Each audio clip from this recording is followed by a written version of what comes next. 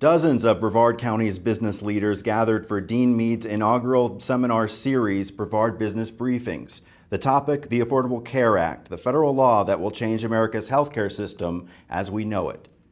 So like it or hate it, local businesses are addressing the law's requirements in their strategic business planning. So even though the Affordable Care Act has become like the third rail of political discourse, we decided to tackle it anyway, because this is a game changer for our community.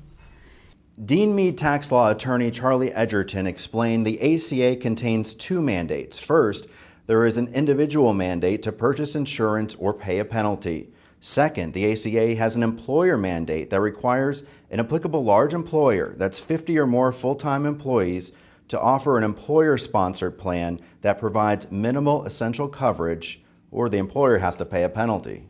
The ACA also establishes health care exchanges. That's a clearinghouse for individual insurance plans that are eligible for federal subsidies. Edgerton says the challenge for businesses is to find the sweet spot in the coverage they offer to discourage employees from going to the health care exchanges to purchase their own individual plans. And even though the ACA doesn't go into effect until 2014, the planning starts now.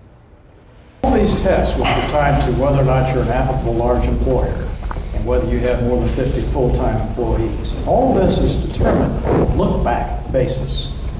So even though the date of implementation of this on the employer mandate is January 1, 2014, the testing data that is going to be used to decide whether you're in or out is occurring right now in 2013.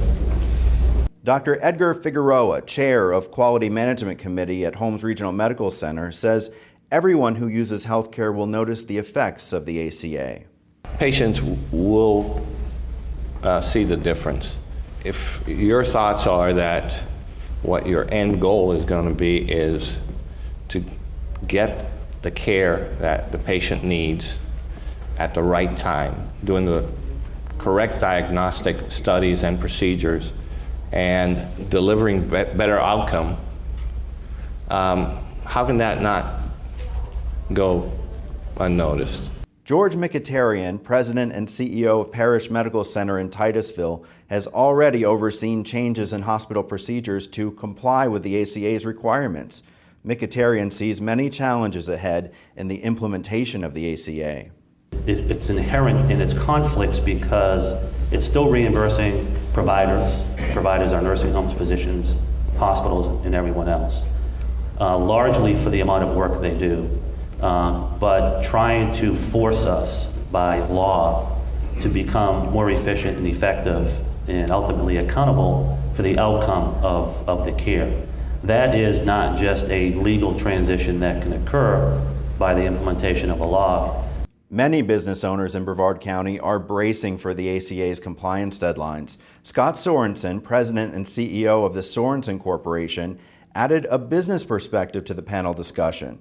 One of Sorensen's companies, Sorensen Moving and Storage, is considered a large employer that is subject to the requirements of the ACA.